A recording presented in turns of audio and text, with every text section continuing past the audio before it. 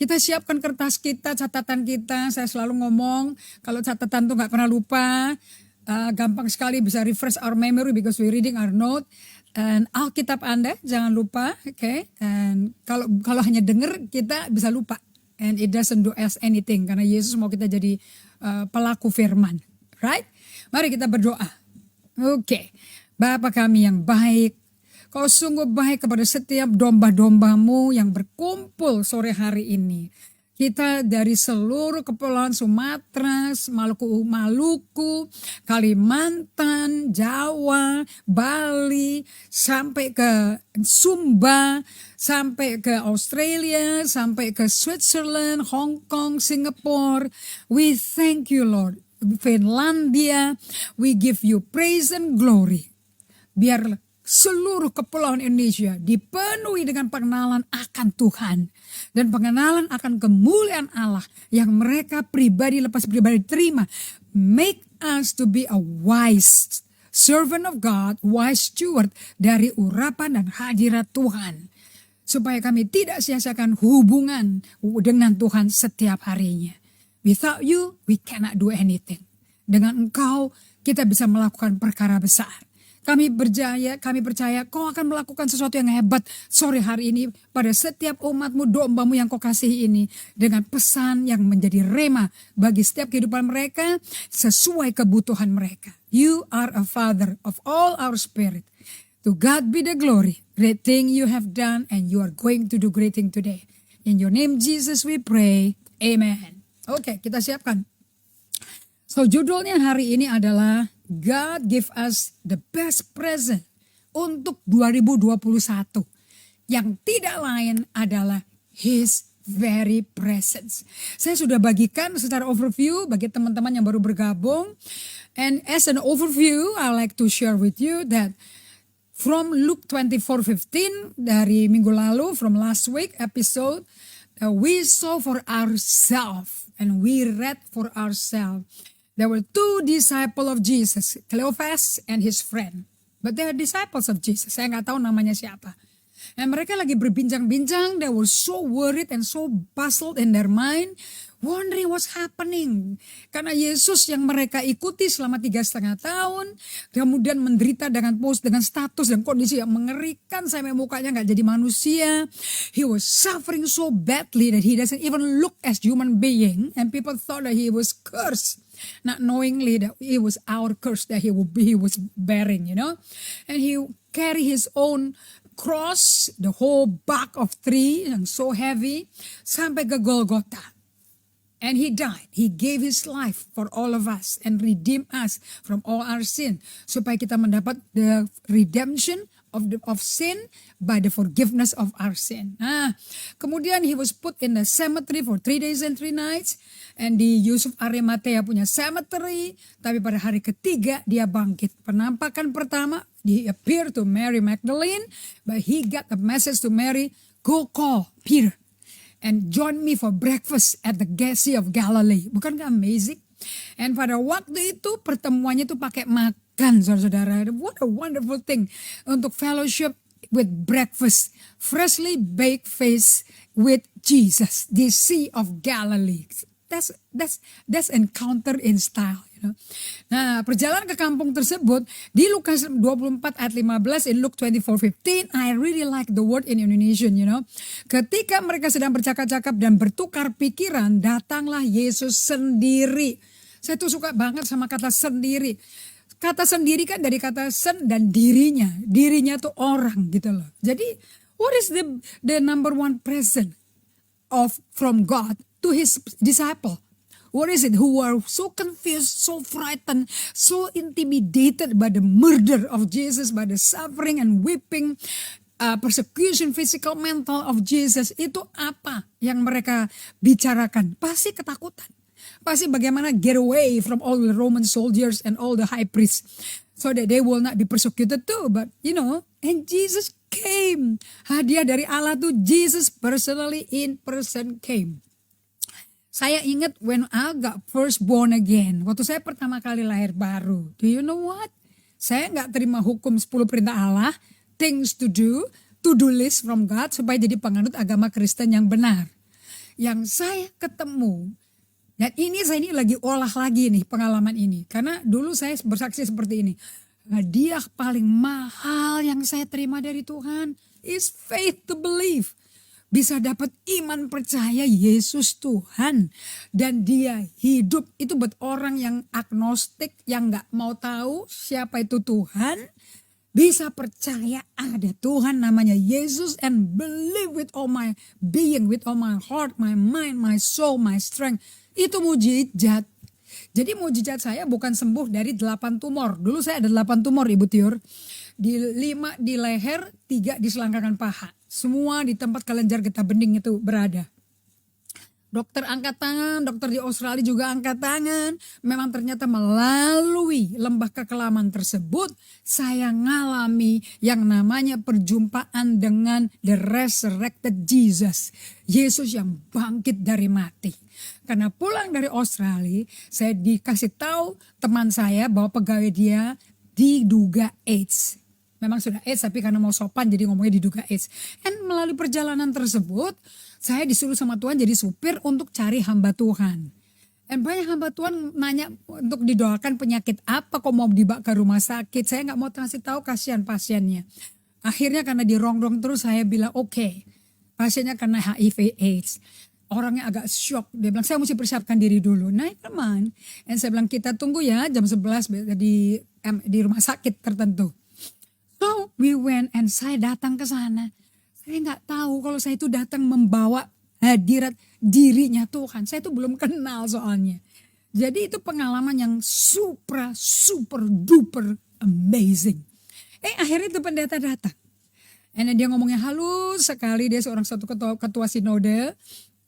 Dan dia bilang, Ibu Indri, kita buka Alkitab ya. Saya cari Alkitab apa? Karena saya waktu itu masih belum percaya Yesus, pemula. Saya masih orang percaya pemula yang baru disentuh Tuhan, ditarik-tarik Tuhan, dirayu Tuhan, dicumbuin Tuhan untuk jatuh cinta sama dia. Tapi gak ngerti siapa dia, you know. And memang mau kenal mesti dengar firmannya. Karena firmannya adalah dia, you know. So dia baca ayat, I was so happy waktu ketemu Alkitab di bawah laci-laci itu. Dan saya peluk itu gembala itu pendeta satu. And besoknya 18 Agustus 88. Tuhan tuh bisa ngomong sama itu pendeta. Besok jam 8 pagi bawa saya kemari. And Tuhan akan baptis dia dengan Roh Kudus. Saya bilang Tuhan suruh apa? Sikat Jo. Suruh apa aja deh, sikat aja deh. Saya pulangin dia besok pagi, saya jam 8 sudah dengan dia kembali. Dan di hari itu ada perkataan yang keluar ya hamba Tuhan almarhum itu. Hari ini kamu akan dibaptis Roh Kudus. Dan pada waktu kamu dibaptis Roh Kudus, kamu akan terima kuasa untuk menangkis semua kehidupan-kehidupan yang sia-sia, yang fana yang kamu hidupi selama ini. Dan kamu akan terima kuasa untuk mengatakan tidak, untuk menolak semuanya. Waktu hamba Tuhan tuh bicara seperti itu, ternyata Tuhan pakai kata-kata itu ngomong sama saya. Dan saya cerit, tapi saya nggak tahu Tuhan di mana. Saya jadi lari ke jendela, lihat ke langit. Tuhan kalau dia dapat kuasa itu, aku mau ketepak. That's the actual word. Aku mau ketepak. Dan saya nggak tahu orang Kristen kalau doa gimana. Saya cuma tahu kata haleluya. Terus saya utarakan haleluya. Kata kedua mau ngomong haleluya lagi. Saya nggak bisa ngomong. Seperti ada aliran api yang panas dari ubun-ubun kepala. Tapi hanya di sebelah kanan tubuh. Mengalir di sebelah kanan tubuh. Yang the next thing I know I was on the floor. Terus waktu saya bisa duduk. Saya tuh kayak berkata kok aku bisa gak sakit, gak kejeduk. Tapi yang saya ingat tuh kayak ada kapas-kapas awan. Dan ada malaikat-malaikat yang topang saya. Dan saya berdiriin, stood up. And langsung ada keberanian yang lebih daripada singa muda. Menunjuk ke pasien HIV AIDS tersebut, pegawainya teman saya. Dan saya tengking di dalam nama Yesus. Hari itu anak muda itu lahir baru. Ngaku dosanya, dilepaskan dari semua sakit penyakitnya, dipenuhi Roh Kudus. Dan saya baru kenal yang namanya berbahasa roh. Dan hari itu pun saya gak tahu bagaimana saya jatuh cinta meluap-luap dengan Tuhan. Lagu How Great Thou Art hafal luar kepala. The next day dokternya, susternya telepon, orang tuanya telepon saya. Kita pergi ke sana rumah sakit jam 2 siang dinyatakan bebas HIV AIDS. esok harinya setelah kira-kira 2 minggu, saya nggak ke kantor, saya ke kantor. Sekretaris saya yang juga anak Tuhan, yang cinta Tuhan berkata, Ibu Indri ada tamu. Dan saya dudukin di ruang tamu ibu. Saya agak tersinggung, kenapa lah kok langsung buru-buru masuk ke kamar pribadi saya. Karena dia kenal ibu. Terus saya masuk, saya nggak kenal karena orangnya gemuk pakai baju batik. Ternyata dia sebutin namanya, dia pasien yang HIV AIDS itu naik 45 kilo. So this miracle happened. Now that particular incident bikin saya ingat lagi. Iya ya, waktu pertama kali aku menjadi pengikut Yesus, aku nggak ketemu selembar peraturan-peraturan yang saya mesti taati, quote-quote yang saya mesti hafal, ayat-ayat tertentu yang saya mesti hafali. Saya basically ketemu pribadi. I met a being, a person. Nah, waktu ini pribadi datangi murid-murid Yesus di Yohanes 20 ayat 19 sampai 29 di rumah yang pintunya terkunci, digembok lapis besi, palang besi semua untuk mereka karena mereka pada ketakutan sama imam besar dan tentara Romawi, karena apa yang terjadi di guru pasti terjadi di mereka. Itu udah normal kalau berpikir begitu. And Yesus belum masuk ke dalam situ. And Yesus berkata, damai sejahtera bagi kamu. You know, kalau benar-benar, udah deh saya ambil simpelnya aja. Kalau benar-benar kita encounter God, encounter the resurrected Jesus, the living God, kita akan menerima His peace. So peace, seperti Anne Voskamp berkata, is not a place. Peace is a person. So dia bawa dirinya masuk. Oke, saya katakan bahwa pintu tebal, rumah yang terkunci, tergembok, gak bisa bebasin mereka dari ketakutan. Akan nyawa mereka mau dimatiin, mau ditangkap. Tetapi Yesus lebih tebal, lebih hebat, dan bisa nerobos tembok tebal, pintu tergembok. Karena kasihnya gitu besar bagi dunia. Allah korbankan anak yang tunggal. Sampai nembus tembok tebal, menembus hati yang ketakutan, menembus jiwa yang pada cemas dan stres dan khawatir. Dengan dipenuhi dengan damainya, mereka berubah jadi sukacita. Nah, pada waktu itu terjadi, Thomas nggak ada di situ. Di ayat 24 sampai ayat 29, di dalam seminggu itu, durasi seminggu, ternyata Thomas ketemu sama murid-murid lain yang melihat Yesus dan bertemu sama Yesus. Karena Yesus bilang, nih lubang tangan, nih lubang di sampingku.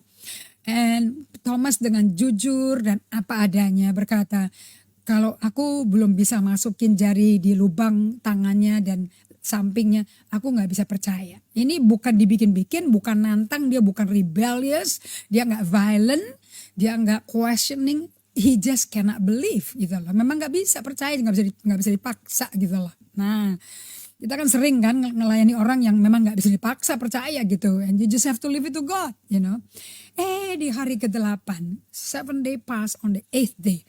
Angka 8 tuh angka new beginning.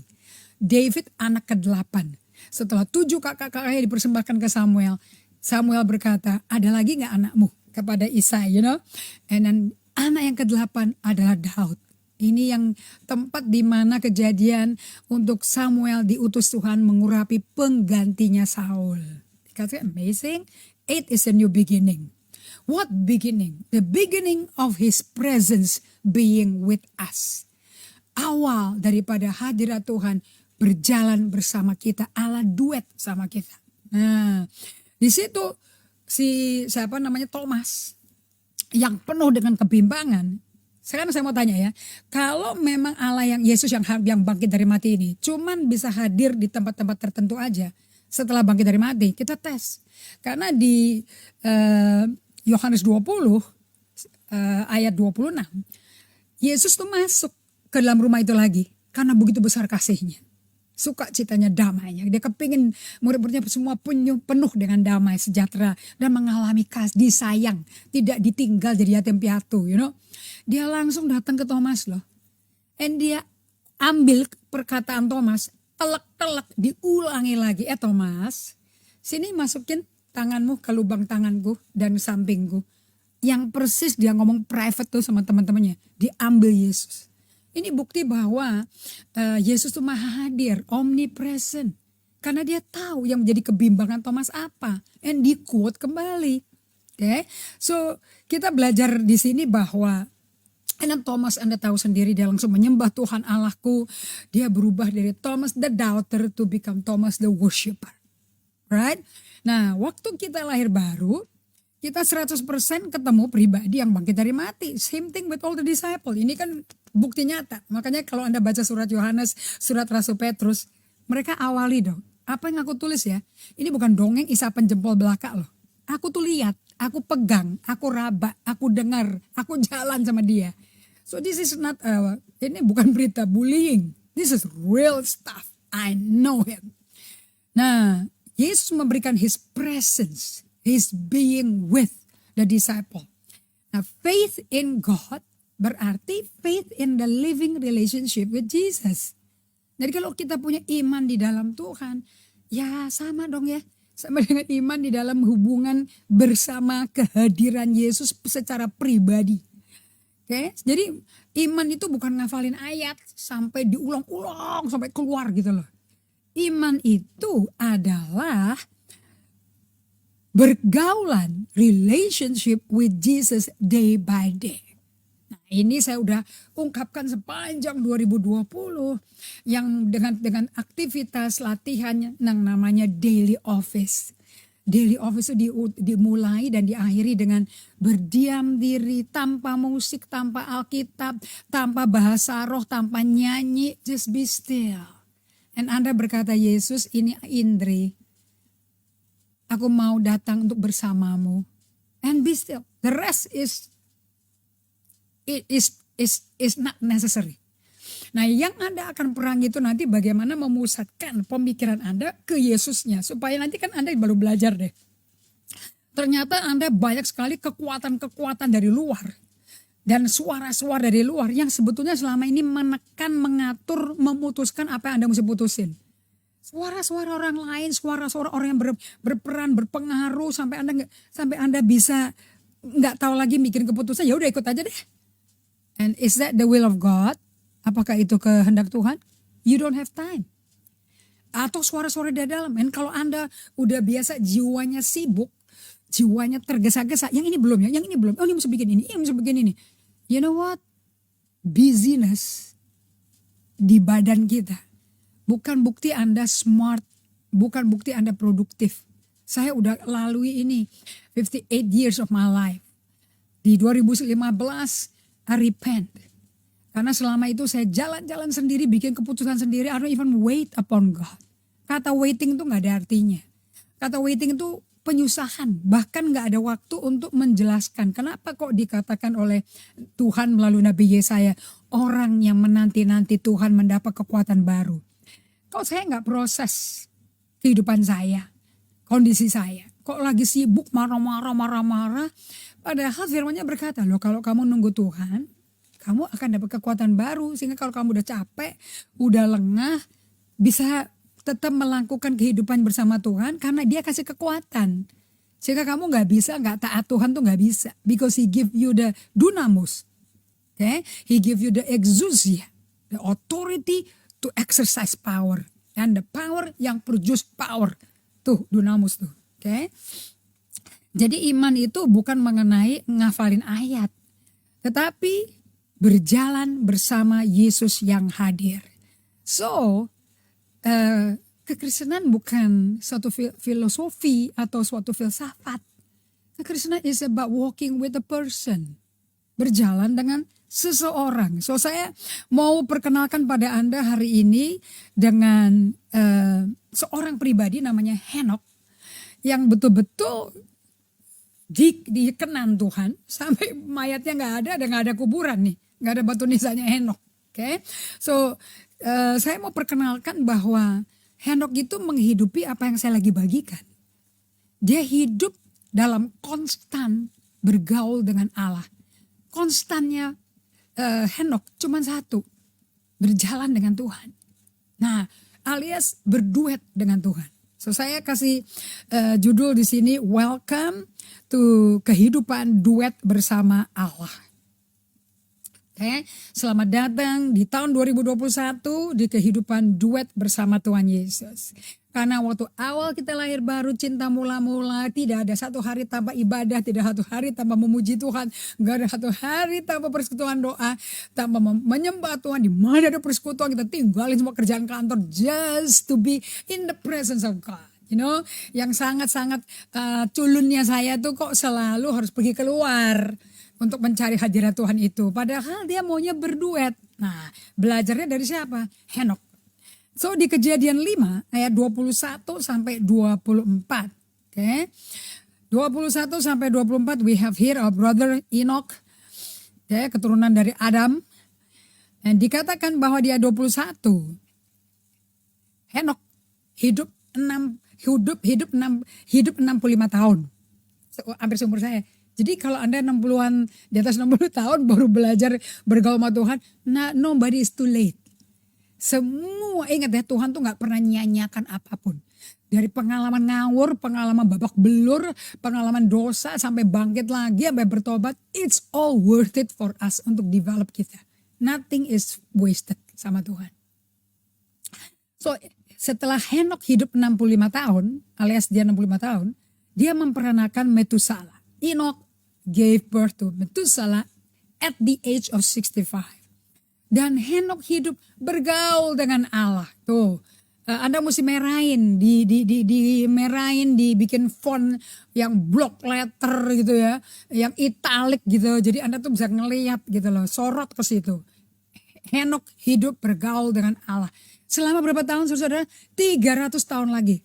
Enggak ada, saya ingat selalu perkataan Benny Hinn. Tuhan itu tidak kurang kerjaan menuin Alkitab sampai 66 buku, 66 penulis berbeda hanya buat ngeramein buku sucinya, kitab sucinya dia. Tidak, semua yang ditulis ada tujuan. So you see here, Anda lihat di sini 300 tahun lagi. Jadi 360 sampai usia 365 kan. Allah tuh nulis, ini kan yang nulis Musa. Musa kan bergaul sama Allah, kan sahabatnya Allah. Dia tulis ada orang Henok namanya, 300 tahun lagi itu bergaul sama Allah. Jadi dia 365 tahun hidupnya ngapain saudara? Duet dengan Allah. Tidak pernah solois. He's not a soloist, he's a duet with God. Partner hidup dia tuh selain istrinya tuh Allah. Boleh kawin, asal istri Anda berduet sama Allah, Anda juga berduet sama Allah, anak Anda berduet sama Allah. You have everything that God promised you to be received by you. Pasti diterima deh. And setelah ia memperanakan Metusala dan dia memperanakan anak laki-laki dan perempuan. Right? Dan jadi Henok mencapai umur 365 tahun. Bayangin satu ayat cuma nulis ini. Tentu kan ada penekanan dong dari Tuhan. Anda tahu ya. Jadi itu kalau cuma rindu ibadah di hari Minggu, dikumpul di gedung, itu menjadi tekanan-tekanan untuk bahan pembahasan semua gereja dengan adanya global pandemi COVID-19, coronavirusnya tambah beranak cucu, ada tumbuh varian-varian. Tadi malam saya ngomong sama pendeta Tony Mulya, dia bilang, Bu, kali ini si coronavirus mainannya di aerosol. Kalau dulu pakai droplet, sekarang aerosol. Terus yang dia cecer sekarang klaster keluarga. Ya, so dia sebutin tuh nama teman-teman kita hamba Tuhan di Makassar, di Jakarta. Semua tuh klaster-klaster keluarga pada kena semua satu rumah. Hamba-hamba Tuhan. Nah, terus kita ada Mazmur 91. Kita mau klaim sampai lebaran kodok. Kita nggak ngidupin yang kita klaim, the claim means nothing. Kayak kita ke asuransi mau klaim apa, orang nggak pernah kasih premi kok. Kasih premi dulu dong per bulan. Bisa klaim semua benefitnya. Are you depositing your premium every day? Kalau sama Tuhan, berdasarkan Henok, hubungan Henok sama Allah, itu dia deposit preminya per hari loh. Karena per hari sampai umur 365 tahun, he walk with God. Dia bergaul sama Allah. Dan Henok ayat 24, bayangin deh, coba Anda pikir deh, pendek ayatnya tapi dalam. Dan Henok hidup bergaul dengan Allah bukan setiap hari Minggu saja. Every day is a privilege Ini suatu kehormatan anugerah yang di abad 21 ini, di tahun 2021, di tahun Ayin Pei 5781. Harus kita bergaul sama Allah karena Allah mau ngomong. This is the year that God speak. Bagaimana Allah mau ngomong? Saya diajarin seperti ini. Coba baca lagi deh sama Ellen Folding. He said, look, di Yohanes 10, when Allah itu, Yesus itu di Mazmur 23 sama Yohanes 10, dia introduce himself sebagai gembala yang baik. Gembala yang baik itu ngurusin domba. Dan dia ngomong seperti ini, mana ada penggembalaan jarak jauh. Ya gembala mesti dekat sama si domba. Orang dia jatuh aja sampai cast sheep. Kalau dia kebalik, kalau dia hamil atau lagi kegemukan karena bulunya udah tumbuh tebal, itu udah mau masuk musim shearing, musim nyukur bulunya untuk kita bikin winter coat, bikin karpet. Kadang-kadang kalau ke Australia di airport udah banyak tuh souvenir itu kan, bikin slipper supaya anget di musim dingin, right? Itu kalau udah kegemukan dia bisa gampang sekali jatuh karena kakinya kecil. Nah kalau dia udah jatuh, terus dia jatuhnya kebalik gitu loh, punggungnya tuh di tanah, nanti kakinya ngawer-ngawer gitu. Itu si gembala kenapa mesti nyari satu domba yang hilang, yang 99 merasa benar ditinggal. One of the reason is because cash sheep, dia takut itu dombanya jatuh. Nah kalau dia gelepak ke punggung, nggak bisa berdiri, dia nggak bisa balik ke kiri terus berdiri lagi nggak bisa, nggak kuat, kakinya nggak kuat. Nah kalau kelamaan asam lambung naik ke jantung mati. Makanya si gembala baik itu, gembala agung itu mesti cepat lari. Satu pun yang hilang cari. Kalau enggak pasti mati punya. Either dimakan serigala atau enggak mati sendiri karena jatuh nggak bisa berdiri lagi. So Anda bisa buka YouTube semua deh, browsing. Cash sheep namanya. Okay? Nah, bagaimana aku bisa kasih tahu dan nolong itu domba kebalik kalau aku nggak deket? I never far from you. My name is Emmanuel. Namaku Emmanuel. Hello, John Maxwell. I am your friend. I'm John Maxwell. Kalau saya ngomong seperti ini, okay Jesus, hello, my name is a good shepherd. And I am close by with you. I walk with you. Kan terbukti. David berkata di Mazmur 23 ayat 4. Though I walk in the valley of the shadow of death, thy rod and thy staff, they comfort me. I fear no evil. Walaupun aku sedang berjalan lembah kekelaman, aku tidak takut bahaya karena gada tongkatmu menyertai aku. Loh kalau gada tongkatnya ada dengan di si domba, ya pasti si gembalanya ada di situ dong. Gak mungkin domba pegang gada, kakinya nggak bisa jalan kalau pegang gada, saudara. Betul apa tidak? So I learn this thing dengan saya merenungkan ini. Oh kalau gitu, Jesus pada waktu kita kena masalah, pada waktu kita di tengah-tengah badai COVID coronavirus ini, dengan semua varian-variannya, dengan segala kebingungan mengenai si vaksin itu, yang belum menentu, yang belum pasti kontennya apa, bagaimana, kalau produksinya begitu cepat, all kind of news. Karena sekarang kan di dunia digital, everything is hari. Hari itu adalah, buru-buru itu adalah budaya sekarang. Kita suka lihat orang jalan kaki lari-lari, kita bisa ikut lari-lari loh. Coba Anda jalan di tempat jalan terbuka atau di Monas jalan pagi, terus udah tiba-tiba ada orang gitu loh. Kira-kira Anda bisa ketarik nggak untuk ikut kepingin cepat juga jalannya? Atau nggak lari, tapi jalannya jadi cepat kepingin balik pulang segera loh. We are so easily stimulated by hurry, by rushing, buru-buru, tergesa-gesa. Dan Yesus ngomong seperti ini.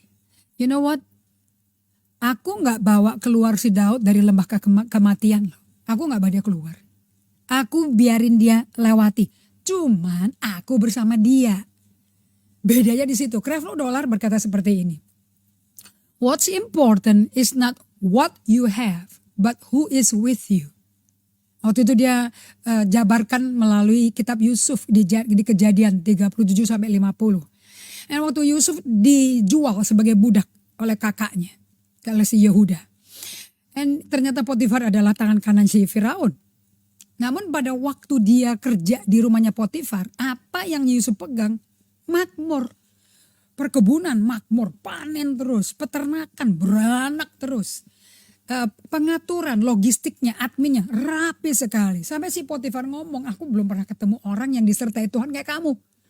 Jadi Potifar pun acknowledge, orang dunia pun mengakui, there is a God who is with you. Raja Darius di Babel mengaku juga, there is a God who is with you, Daniel. Sampai Darius kan yang puasa supaya si Daniel keluar dari gua singa. Dia takut mati loh, dia sayang sama si Daniel. Dan Daniel keluar. Sampai Darius membuat peraturan semuanya untuk percaya Tuhannya si Daniel. Bukankah luar biasa? It's amazing. Kayak penginjilan tanpa khotbah, tapi melalui pemodelan. Nah, Henokh hidup bergaul dengan Allah, lalu ia tidak ada lagi sebab ia telah diangkat oleh Allah. Dia rapture. Yang mengalami rapture bukan Yesus pertama kali. Henokh, kuburannya gak ada. Musa rapture, Elia rapture. Oke. Orang-orang kudus di Matius 27. Setelah Yesus bangkit dari mati, mereka juga kebuka kuburannya. Tabir Allah juga kesobek. Ibrani 11 ayat 5. Nah, ini Hall of Fame nih. Karena iman, nah ini bagus sekali. Karena iman Henokh terangkat supaya ia tidak mengalami kematian dan ia tidak ditemukan. Karena Allah telah mengangkatnya. Nah, ini kata pengangkatan bahasa Inggrisnya rapture. Nggak ada sih di kamus. Ini cuman bahasa yang dari surga adanya nih. Amazing ya, buku kita ada kata-kata surgawi. Sebab sebelum ia terangkat, raptured, ia memperoleh kesaksian bahwa ia berkenan kepada Allah. Coba saya masukin ke ayat 6. Barang siapa berbalik kepada Allah harus percaya Allah ada. Dan barang siapa sungguh-sungguh diligently mencari Tuhan. Hebrews 11:6. Those who diligently, diligent itu membutuhkan intentionalitas, membutuhkan komitmen, membutuhkan ketekunan, perseverance, tenacity, ongoing, without breaking. Kayak Henokh 365 tahun bergaul sama Tuhan tiap hari. Bukan setiap hari Minggu. Bukan setiap ada ibadah kaum ibu, kaum bapak, kaum remaja. No, every day diligently seeking God, God will reward him. Allah akan memberi upah pada dia. And God is pleased with him. Dan Allah itu berkenan pada dia. Happy with them. So apa yang kita pelajari dari si Henokh? What do we learn? Faith equivalent to relationship day by day. Iman adanya di dalam hubungan intim dengan Tuhan. Bukan bicara mengenai ikut peraturan dan aturan tata cara gereja dan seminggu sekali aja. No, faith is a living relationship with God our Creator. That's why faith is a duet, nggak pernah solo. Kalau Anda penyanyi, so Yesus mengundang kita sesuai kerelaan kehendak kita. Up to you, it's up to your willingness. Okay, makanya worshiper itu are your willing, kerelaan, bukan kayak robot dipencet tombolnya ayo sembah aku. Tuhan nggak begitu. So faith is a living, you can take note nih, bisa tulis sendiri ya. Faith is a living relationship with God our Creator. Never ngafalin sampai itu enggak. Tetapi tanpa Alkitab nggak bisa tahu sih who is our Creator. Of course, our Creator is the Bible. Karena pada mulanya ada firman bersama Allah, firman adalah Allah.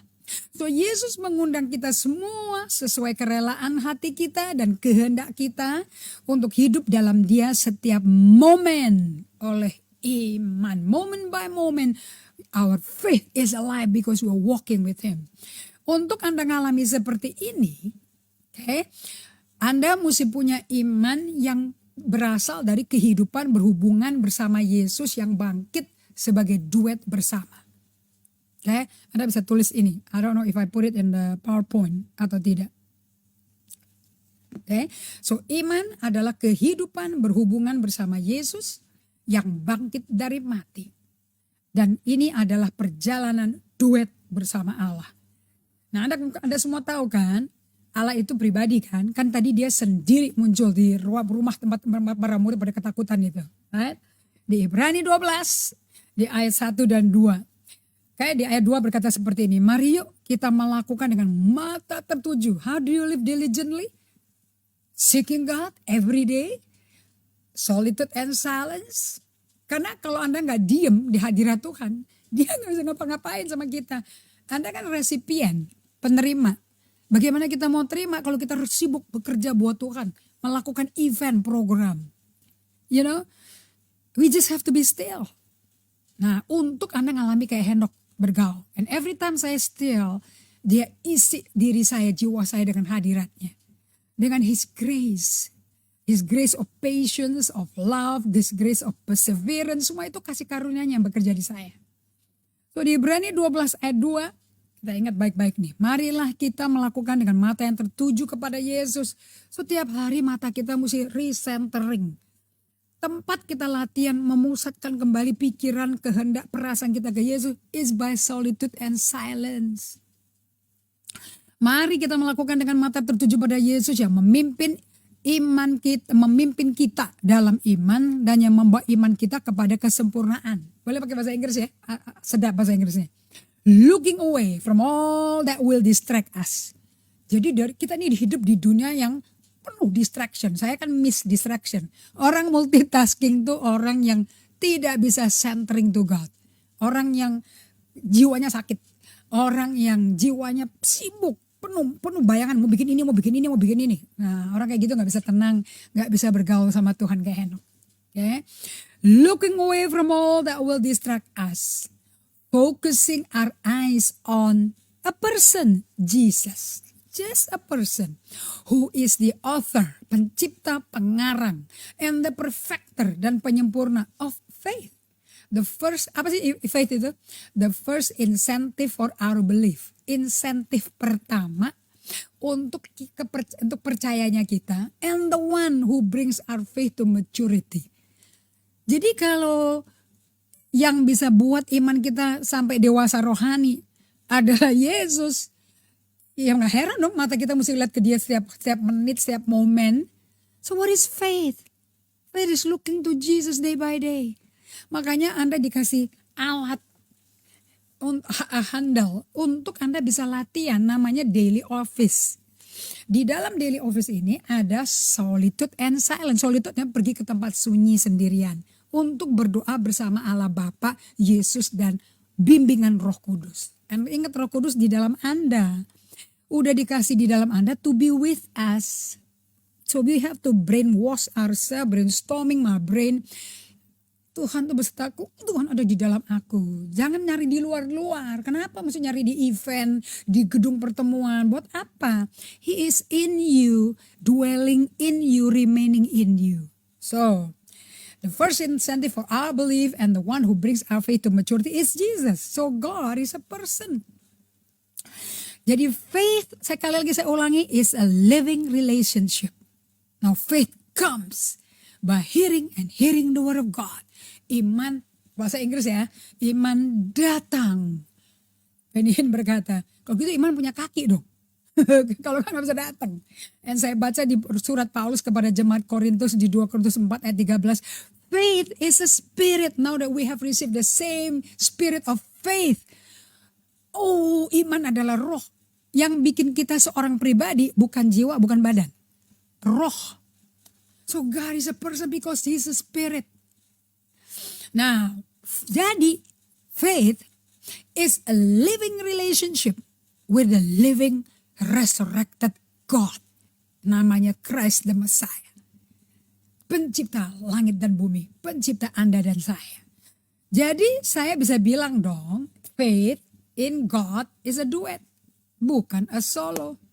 Nah, ingat sekali lagi, dulu waktu kita awal lahir baru, ada namanya cinta mula-mula. Jujur-jujur, saya sih jujur juga. Saya juga hilang loh cinta mula-mula itu. Jadi dulu yang awalnya duet sama Tuhan terus, yang konstan tuh ya hubungan ini. Kalau gak ada iman. Tanpa saya sadar dalam kehidupan saya, something happen. Saya bisa shift, keluar dari duet itu. Terus jalan sendirian, jalan solo. Sekarang anehnya, saya dengar semua kita ngomong, mari kalau kita berkumpul ya di ibadah bersama-sama hari Minggu. Mari saudara kita undang hadirat Tuhan. Kita bersama-sama memuji Tuhan karena Dia Allah yang bertahta di atas pujian umatnya. Let's come together and worship God and He will come. My God, people of God. Teman-teman, He is with you. He is Emmanuel. Tidak perlu dipompa. Harus datang ke satu tempat, ke satu acara untuk merasakan hadiratnya. Nggak perlu keluar mencari hadirat. He is in you, dwelling with us. Nah, caranya untuk Anda bisa ngalami ini supaya jangan shift dari duet menjadi solo. Cari event-event, program-program supaya merasa deket sama Tuhan. Di ibadah itu aku rasa deket. Aneh. Udah deket sama Tuhan. Okay? In our days, yang menjadi batu cadas kita, our bedrock adalah keyakinan kita, our confidence that through Jesus, our resurrected God, He is always with us. Udah deh, dia muncul ke Thomas, dia muncul ke para rasulnya, di ruang ketakutan itu, He is with us. Gak ada yang lain, gak ada yang lebih kurang, gak ada yang lebih dari itu. He is with us. So Yesus hari ini mengundang kalian lagi, ayo mari kita berkumpul bersama-sama dengan dia. And I have with me PowerPoint yang membagikan pada Anda sebagai peringatan ya. Bagaimana di Yohanes 13 saya kasih picture sama Anda. Kehidupan Anda sama Tuhan, jiwa Anda nih, batinnya mestinya kayak gini nih gambarnya. Unhurried time with God. Anda lihat domba-domba sama Yesus. Dombanya kalem. Because the shepherd is guarding, is there. Okay? Nah di Lukas 5 ayat 16 saya mau ingatkan Anda lagi. Ini fakta loh ya. But Jesus often withdrew to lonely places and prayed. Ayo ikuti pola gaya hidup Yesus sebagai manusia sempurna waktu di bumi. Karena kita pengikut Kristus. Pengikut Kristus are the people who live by faith, not by sight. Dan orang yang hidup by faith is by living relationship, walking with God seperti Henok 365 hari per hari. Lukas 5 ayat 16, the TPT Bible saya suka sekali. But Jesus often withdrew. Often slip away from the crowd, from the hingar-bingar suara yang noise itu, from the people, bahkan dari muridnya dia nyingkir, and went into the wilderness to pray. Yesus tuh selalu ngisi bensin oli hadirat tuh Allah Bapaknya loh, nggak pernah lepas dari Bapaknya. Dia bisa lepas murid-muridnya dan orang yang butuh kesembuhan, tapi dia nggak bisa lepas dari Bapaknya. Marilah kita di awal 2021 ini kita hidup nggak lepas dari hubungan dengan Bapak surgawi kita. Because faith is a living relationship, duet dengan Allah. Karena hari will cost you more than you realize. Karena keburu-buru, aduh bayarannya mahal sekali. Bisa obat penenang, obat tidur, sakit, everything. Okay, hari will cost you stress, anxiety atau ansietas, loneliness, escapist, untuk melarikan diri dari kenyataan, numbing, bisa jadi kebal, exhaustion, kecapean, disillusionment, dan seperti saya burnout. Okay? So Anda gak bisa bilang bahwa aku kok soal itu salah gak kerasa apa-apa, gak juga kedengaran Tuhan, yang suruh denger-denger dan pakai perasaan siapa. You know the reason why you say that you don't feel anything, you feel dry, padahal Anda menanti Tuhan. Semakin kering rasanya waktu Anda solid semakin dekat Tuhannya di situ. Karena buat orang dewasa, kalau Anda udah dewasa emang Anda perlu dipelukin orang tuamu terus? No, selama dia ada di rumah you know you're fine. Same thing with God. The reason kenapa kok Anda bilang kok Allah diem ya nggak ngomong apa-apa? Don't say God is silent when your Bible is always closed. Selalu buka Alkitabmu. Dan Anda akan tahu dia akan ngomong Gembala Agung kita dari buku curhat cintanya dia pada kita. Okay? So, semua orang yang sehat akan bertumbuh. Growing people will change. I'm changing. And changing people, things will change things. Kalau kita berubah, lingkungannya juga berubah. So, jangan demand orang lain berubah. Change come from inside of you. It begins from inside of you. So, let me close with this.